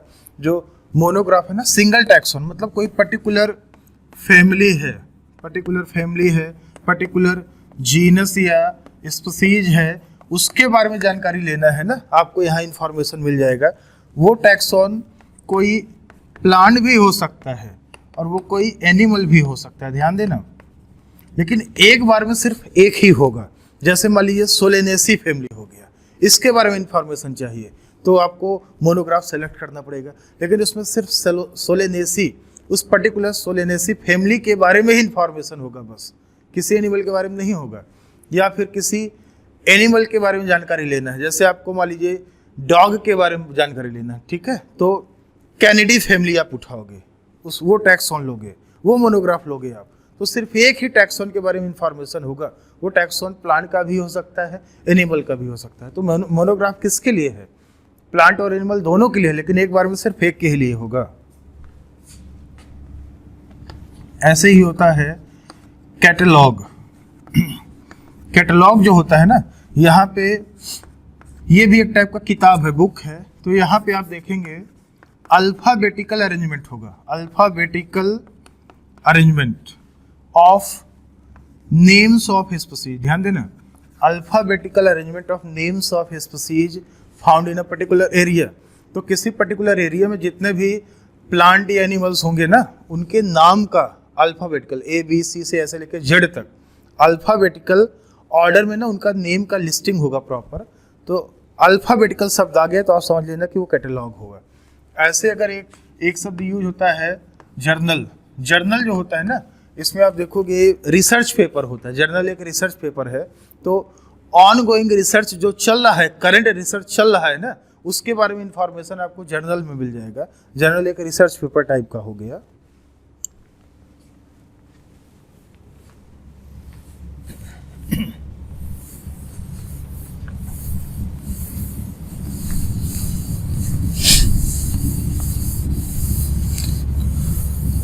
तो ये चैप्टर यहीं पे बच्चों खत्म हो चुका है, कंप्लीट हो चुका है। हम लोग सेकंड चैप्टर के बारे में बात करते हैं। सेकंड चैप्टर, अगला चैप्टर है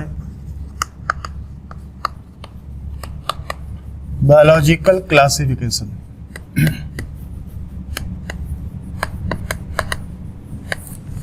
इसमें सबसे पहले हम बात करेंगे बच्चों two kingdom system. Two kingdom system of classification आपको पता है गिवन बाय कैरोलस लीनियस। इसको कैरोलस लीनियस साहब ने दिया था। Two kingdom system of classification given by Carolus Linnaeus. तो इसमें आप देखिए लीनियस साहब ने क्या किया कि पूरा जो लिविंग वर्ल्ड था, पूरे वर्ल्ड में जितने भी लिविंग ऑर्गेनिजम्स थे, उनको इन्होंने दो किंगडम में डिवाइड कर दिया। टू किंगडम्स, दो किंगडम में डिवाइड कर दिया। एक तो किंगडम प्लांटी और दूसरा है किंगडम एनिमेलिया। मेन बेसिस क्या था इनके क्लासिफिकेशन का? मेन बेसिस था सेल वॉल। मतलब सेल वॉल है या सेल वॉल नहीं है, इस बेसिस पे। तो प्लांटी में आप देखेंगे सेल वॉल यहाँ पे आप देखेंगे सेल वॉल प्रेजेंट है, और यहाँ पे आप देखेंगे सेल वॉल एब्सेंट है। तो एग्जाम्पल एल्गी, फंजाई, बैक्टीरिया, ऐसे ही ब्रायोफाइटा, टेरिडोफाइटा, जिम्नोस्पर्म्स, एंजियोस्पर्म्स, ये सारे के सारे ना ब्रायो, टेरिडो, जिम्नो, एंजियोस्पर्म, ये सारे प्लांटी में आ गए क्योंकि इनमें क्या मौजूद था? सेल वॉल मौजूद था। और यहाँ पे एग्जाम्पल अगर हम देखें तो प्रोटोजोन्स, वर्टिब्रेट्स, इनवर्टिब्रेट्स,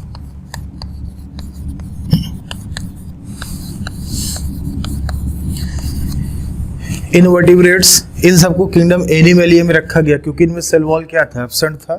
तो इसी बेसिस पे इनको दो किंगडम में प्लांटी और एनिमेलिया में डिवाइड कर दिया गया था।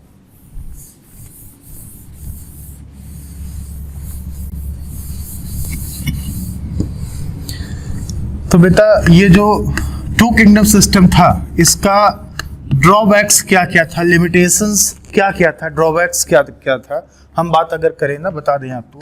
तो जैसे ये जो टू किंगडम सिस्टम है, ये डज नॉट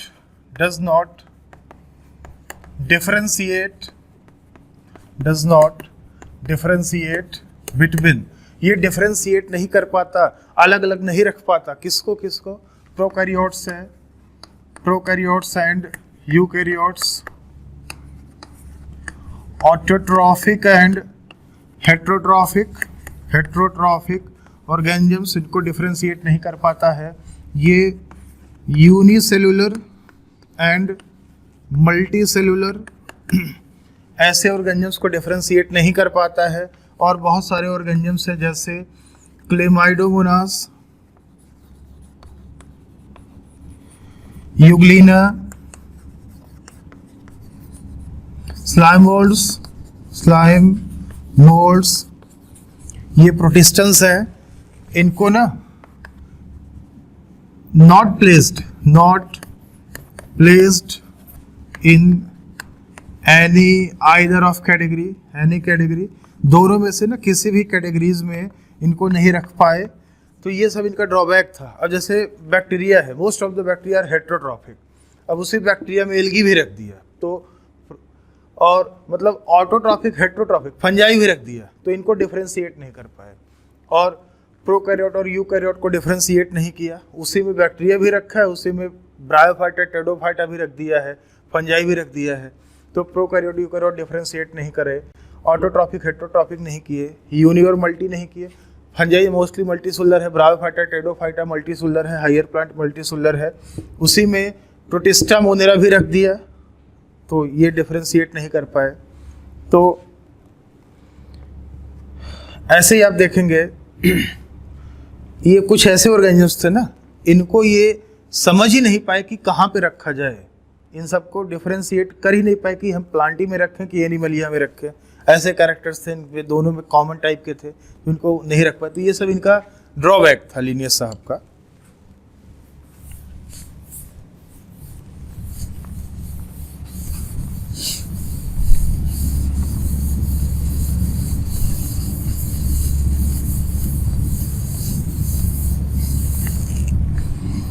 ऐसे आया 5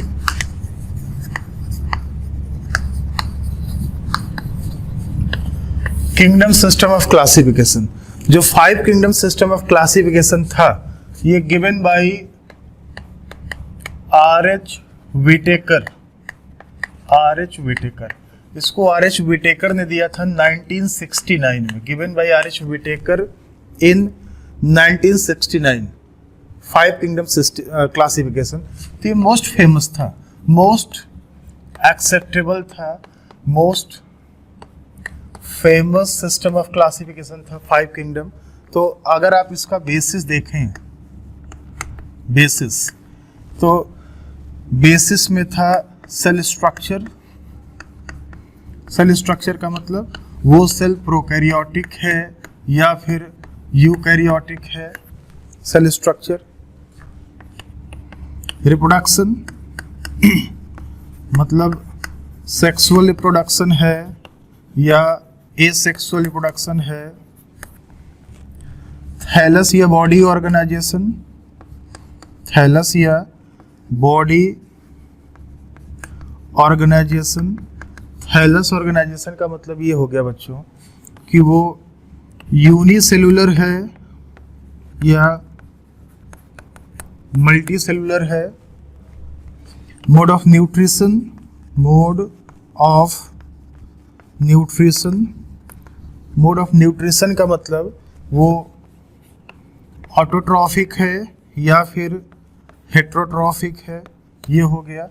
ऐसे ही आप देखेंगे फाइलोजेनी। फाइलोजेनी, फाइलोजेनी का मतलब होता है evolutionary history, evolutionary relationship. Relationship उसका क्या है? Evolutionary history.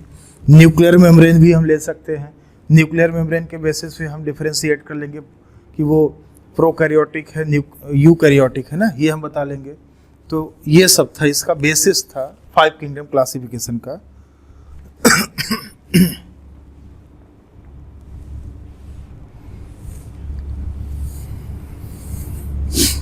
तो इसमें अगर जैसे 5 बेसिस है बच्चों, और इसमें अगर सबसे मेन बेसिस की अगर हम बात करें ना, सबसे मेन बेसिस था इसका ये वाला, ये mode of nutrition, mode of nutrition इसका सबसे मेन बेसिस था, मेन क्राइटेरिया था, मेन बेसिस था मोड ऑफ न्यूट्रिशन।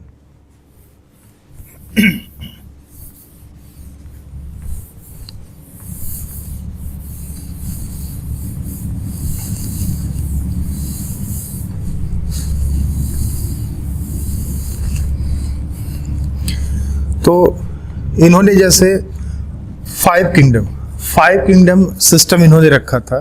तो जैसे एक था किंगडम मोनेरा, एक था किंगडम प्रोटिस्टा,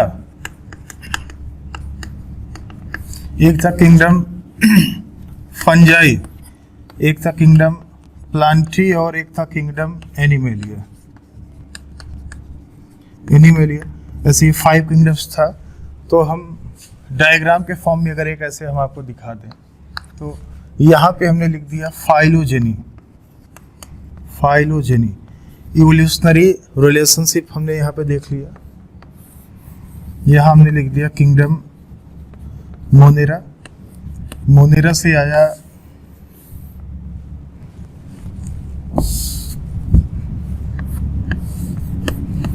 प्रोटिस्टा, इन्हीं से निकला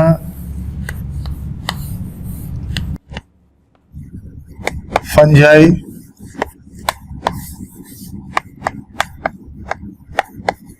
प्लांटी और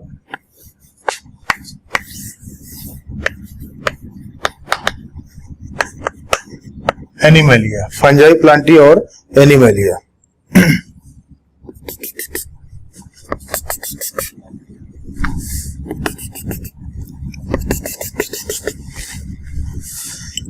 तो जैसे हम यहां बात करें सेल स्ट्रक्चर के बेसिस पे, ठीक है, हमने एक ऐसे डॉट लिख दिया सेल स्ट्रक्चर।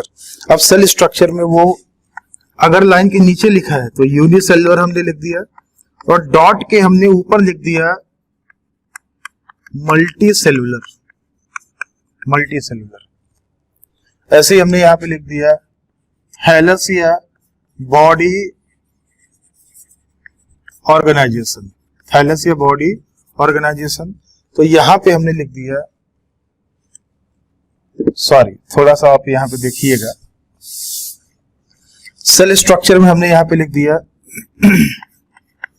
प्रोकैरियोटिक सेल, इधर हमने लिख दिया लाइन के ऊपर यूकैरियोटिक सेल, ठीक है।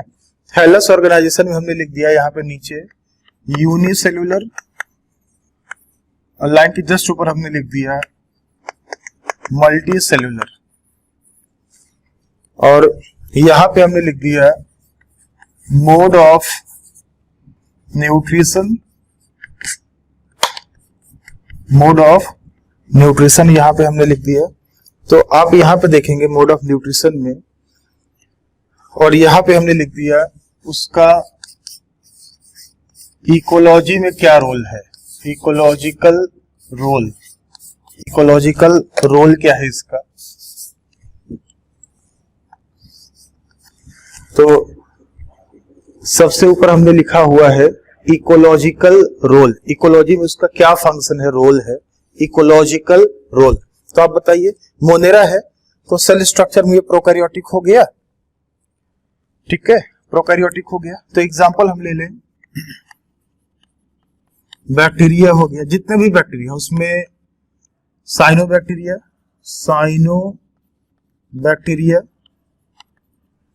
मतलब आप देखेंगे ना बैक्टीरिया में हम डायरेक्टली बोलते हैं, अलग अलग करने की क्या जरूरत है। उसमें यू बैक्टीरिया और आर्की बैक्टीरिया, समझ जाएगा ना, मिथाइनोजेंस, थर्मोस्टोफाइल्स, हेलोफाइल्स। यू बैक्टीरिया में साइनोबैक्टीरिया है, blue green algae, cyanobacteria, mycoplasma, rickettsia, actinomycetes, chlamydia, सब कुछ आ जाएगा यू बैक्टीरिया में। आर्की बैक्टीरिया में हेलोफाइल्स, मिथाइनोजेंस, थर्मोस्टोफाइल्स, ये सब आ गए। ब्लू ग्रीन एल्गी को हम साइनोबैक्टीरिया भी बोलते हैं ना, तो ये सब आ गए। प्रोटिस्टा, तो देखिए बेटा सेल स्ट्रक्चर के रिस्पेक्ट में मोनेरंस क्या है, प्रोकैरियोटिक है। और थाइलस ऑर्गेनाइजेशन के रेस्पेक्ट में प्रोटिस्टेंस मोनेरंस क्या है? थाइलस ऑर्गेनाइजेशन के रेस्पेक्ट में आप देखोगे अगर तो ये यूनिसेलुलर है, ध्यान दो। तो सेल स्ट्रक्चर के रेस्पेक्ट में ये प्रोकैरियोटिक है, थाइलस ऑर्गेनाइजेशन के रेस्पेक्ट में ये यूनिसेलुलर है। तो हम बताओ मोनेरा को हम क्या बोलेंगे? यूनिसेलुलर प्रोकैरियोट्स, ध्यान देना, यूनिसेलुलर प्रोकैरियोट्स। यूनिसेलुलर किस रेस्पेक्ट में है? बॉडी ऑर्गेनाइजेशन के रेस्पेक्ट में, और प्रोकैरियोटिक किस रेस्पेक्ट में है? सेल स्ट्रक्चर के रेस्पेक्ट में है। और जो प्रोटिस्टन है, प्रोटिस्टन को हम क्या बोलेंगे? Unicellular eukaryotes. यूनिसेलुलर किस बेसिस पे? सेल थाइलस ऑर्गेनाइजेशन के रेस्पेक्ट में, और यूकैरियोट किस बेसिस पे? सेल स्ट्रक्चर के बेसिस पे। तो प्रोटिस्टा क्या है अगर पूछा जाए तो आप क्या बोलोगे? Unicellular eukaryote. मोनेरा क्या है? Unicellular prokaryote. तो इसके नीचे, इस लाइन के नीचे जितने भी हैं यूनिसेलुलर हैं, इस लाइन के जितने नीचे हैं प्रोकैरियोटिक हैं। और मोनेरंस सेल स्ट्रक्चर और बॉडी ऑर्गेनाइजेशन के रेस्पेक्ट में क्या हो जाएगा? प्रोकैरियोटिक और यूनिसेलुलर। प्रोटिस्टा क्या हो जाएगा? यूनिसेलुलर यूकैरियोटिक हो जाएगा। तो एग्जांपल अगर हम लें तो आप इसमें देखेंगे, ध्यान देना, क्लेमाइडोमोनास, क्लेमाइडोमोनास हो गया, क्लोरेला हो गया, उसके अलावा डाइटम्स है, डाइटम्स क्राइसोफाइट्स में आप पढ़ोगे, डाइटम्स, डाइनोफ्लैजिलेट्स, यूग्लिनोइड्स, यूग्लिना वगैरह, स्लाइम मोल्ड्स, ये सब जो है बेटे ना, ये सब प्रोटिस्टा में आ जाएंगे। बाकी फंजाई प्लांटी एनिमलिया आप पढ़ोगे ही पढ़ोगे।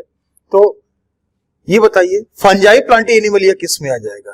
सेल स्ट्रक्चर के रेस्पेक्ट में यूकैरियोटिक हो जाएगा, और थाइलस ऑर्गेनाइजेशन के रेस्पेक्ट में मल्टीसेलुलर हो जाएगा। तो मल्टीसेलुलर यूकैरियोटिक ये है, ये तीनों। ये क्या है? यूनिसेलुलर यूकैरियोटिक है, और ये क्या है? यूनिसेलुलर प्रोकैरियोटिक है। तो मोड ऑफ न्यूट्रिशन में अगर हम देखें तो ये क्या होगा? हेट्रोट्रॉफिक होगा, ये ऑटोट्रॉफिक होगा, ये हेट्रोट्रॉफिक होगा। इकोलॉजिकल रोल अगर हम देखें कि इकोलॉजी में इसका क्या प्रॉपर रोल है, इकोलॉजी में ये किसका काम करेगा, किसका फंक्शन परफॉर्म करेगा? तो इकोलॉजी में ये फंजाई है तो ये डिकम्पोजर का काम करेगा, ये प्लांट है तो प्रोड्यूसर का काम करेगा, एनिमल है तो ये कंज्यूमर का काम करेगा, कंज्यूमर, ये प्रोड्यूसर, ये डिकम्पोजर का काम करेगा। तो ये 5 किंगडम क्लासिफिकेशन सिस्टम है। इसमें न्यूक्लियर मेम्ब्रेन एब्सेंट है, बाकी सब में प्रेजेंट है, ठीक है, बाकी सब प्रेजेंट है। तभी तो बाकी चारों क्या है? यूकैरियोट है, ये प्रोकैरियोट है। इसमें बॉडी ऑर्गेनाइजेशन देखें, सेलुलर है, इसमें भी सेलुलर है, सेलुलर का मतलब यूनिसेलुलर, बाकी सब क्या है? मल्टी सेलुलर है। अच्छा, जो फंजाई है ना, फंजाई को बोला जाता है multicellular organisms with loose tissue organization. ध्यान देना, multicellular with loose tissue organization fungi को बोला जाता है। बाकी अगर आप देखो मोड ऑफ न्यूट्रिशन की बात करें तो ऑटोट्रॉफिक हेट्रोट्रॉफिक दोनों आपको मिल जाएगा बैक्टीरिया में। मोनेरंस मतलब बैक्टीरिया हो गया ना, ऑटोट्रॉफिक हेट्रोट्रॉफिक दोनों। ऑटोट्रॉफिक में chemo autotrophic, photo autotrophic, heterotrophic में पैरासिटिक है, सैप्रोफिटिक है, ये आपको मिल जाएगा यहाँ पे। और प्रोटिस्टन में ये भी ऑटोट्रॉफिक हेट्रोट्रॉफिक दोनों होते हैं। फंजाई हेट्रोट्रॉफिक है, ये ऑटोट्रॉफिक है, वो हेट्रोट्रॉफिक है। तो अगर आप देखोगे ना, मैक्सिमम न्यूट्रिशनल डाइवर्सिटी आप देखोगे ना, हर एक टाइप का न्यूट्रिशन आपको मोनेरा में मिल जाएगा। बैक्टीरिया में all type of nutrition found in bacteria, her type का आपको न्यूट्रिशन मिल जाएगा बैक्टीरिया में।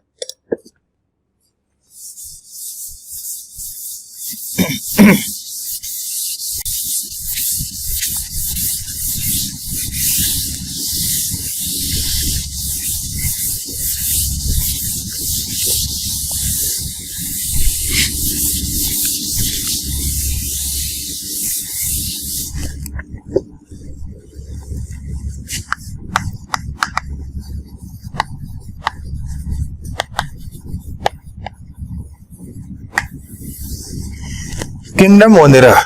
तो आगे हम बात करेंगे किंगडम मोनेरा के बारे में। तो आज का क्लास यहीं पे खत्म किया जाता है। तो अगला क्लास जो होगा ना उसमें हम लोग किंगडम मोनेरा के बारे में बात करेंगे। तब तक आप लोग अच्छे से जल्दी से नोट्स पढ़ लीजिएगा और एनसीईआरटी आप रिवाइज करना ना भूलें। Thank you very much.